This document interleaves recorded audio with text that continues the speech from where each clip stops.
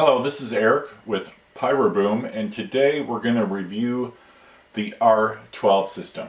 So many of you are probably familiar with this system we've been selling for years, which is these little P4 modules, which are 4 cues each. So we have obviously a total of 12. So if you have a big field and you need to spread your cues over the field, then these little P4 modules work great because you can get a lot of distance without using a lot of wire. But maybe you're in more of a tight spot, or perhaps you have some different features that you might need to take advantage of, such as sequencing and fire all, or specifically time sequences individually. Then that would be the R12, would be right up your alley. So it's going to depend, on what will serve you better. But in essence, they're the same thing. So this is 12 cues and this is 12 cues here, and they're about the same price. So I'm going to move these P4s out of the way, and we're going to spend some time talking about the R12 in particular. One thing that's nice about this R12 is it uses, I left the battery cover off, it does use two 9-volt batteries on the bottom. And what I really like about this is it might be the only system that is like this, but you have your faceplate here, and then you have your igniters, your terminals, that go on the side where your igniters go. So your wiring will not interfere with your faceplate, which is nice. They just roll off the end there instead of being on the top. Kind of a nice little feature. And again, if you want to use this system in a more tight spot, and then you have 12 cues on this. And of course it supports up to 1200 cues as well. And of course it works with the P1200. So let's talk about some of the functions with the R12 in particular. And we'll go ahead and we'll turn it on. And I've already programmed the system to work with a P1200. So what I want to do is cycle through the features. And the first one is F1. So let me hit mode. F1 in particular is what I would call all sequence. See that 0.5 right there? So what that means is if I'm on F1 and I take my P1200 over here and I were to hit sequencer, right here, if you can see on the video, hit that sequence button right there, or sequencer, what will happen is then it will fire cues 1 to cues 12, but specifically it will do it at every half second. And so you can go all the way up to 90 seconds. So each cue is programmed to a half second. So that's what F1 is for. Now another feature that you can do is F2. So I'm going to hit mode, and it switches to, let's see, sorry, I'm doing this upside down. So let me cycle through mode. And F2, what that does is that is unique sequencing. For example, I want Q1 to go off when I hit the fire button, and then I want Q2 to go off 3 seconds later, and then Q4 is a half second after that, and then Q4 is going to be like 8 seconds. So you can program each one individually with this system here. And it's pretty straightforward to do with that, and we can explain that in another video how to do that. Again, this is just an overall video of that. So the two features that we have with sequence fire is all of them you can set, and I actually used that for my show this past year. Is when I hit 1 or hit sequencer, I had everything go off at a half second all the way up to Q12, and I didn't have unique programming. So that would be F1, and then F2 is unique sequencing. Then we have some different modes we'll cycle through here. And so F3 is just for programming. That's just when you sync it all up. And then F4 is all fire, which you really don't need. But I'm going to go ahead and demonstrate that. I'm going to turn on my P1200. And what we've done actually with this, going back to the P4s, if you order a P4, sequence fire and fire all is actually disabled on the P4, not on the P1200. But on the R12, it's already come enabled.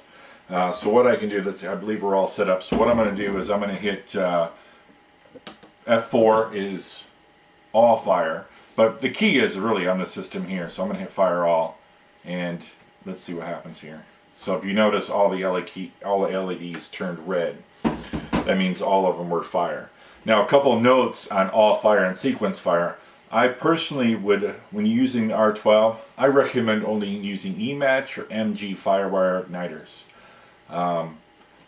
They don't work really well with Red Dragon or Talon igniters, but we can talk more about that in a minute when I go through a little bit more of the features when you have about unique programming. Excuse me, when we go through the manual firing. Just a couple of features to back up is notice here in queue number 1 here, you can see on the screen, is queue number 1. It's nice because that's a nice bright LED green, and that indicates continuity. That means this thing is ready to fire. That means you have a good connection. When I hit the fire button 1, it's going to ignite that.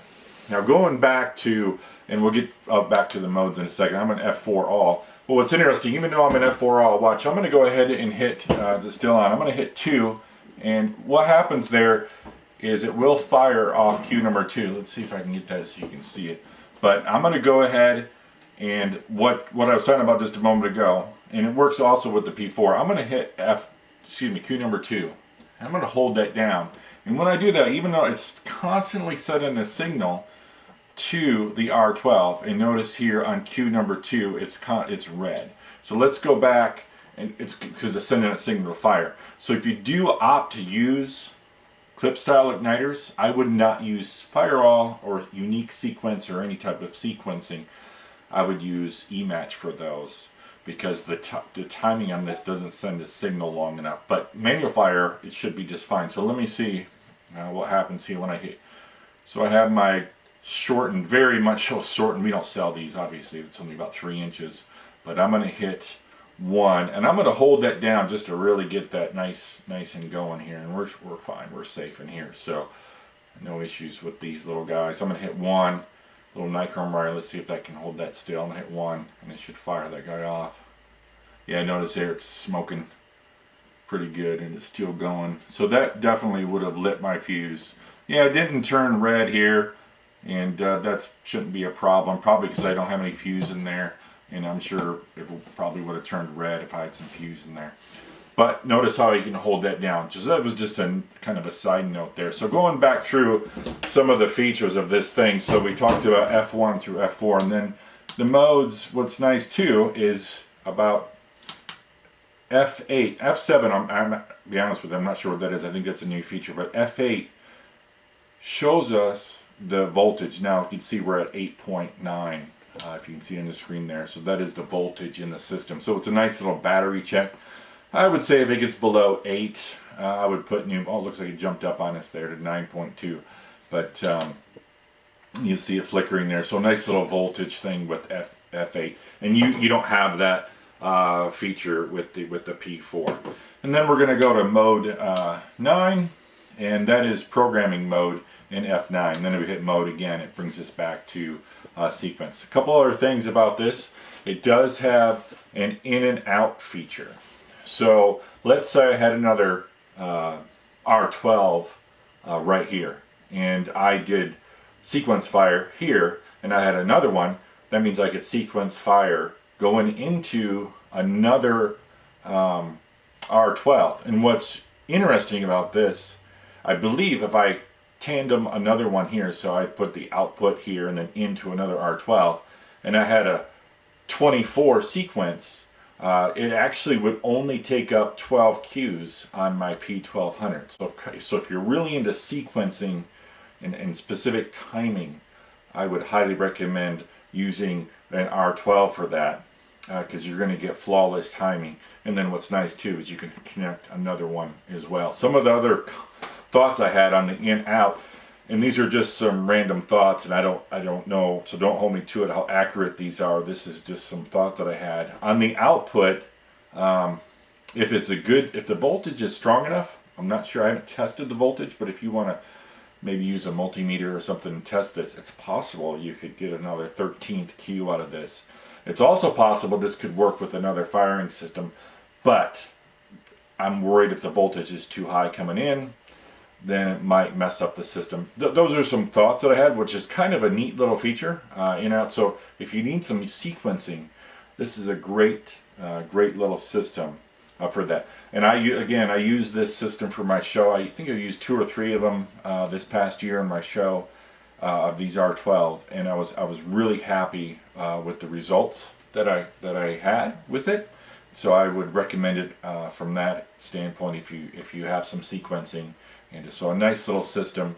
Again, uses 9-volt batteries. So hopefully that covers the basics with it. Again, we didn't talk about any programming or anything like that, but hopefully that covers a pretty good introduction to the R12. I think it's an underrated system, but I think it's a great little system. Nice little features for manual and sequence fire. And of course, if you have any questions, feel free to email us at orders@pyroboom.com or go to pyroboom.com and check out the website, and you can send us a message that way if you have any questions. So thank you very much for watching. Light up the sky.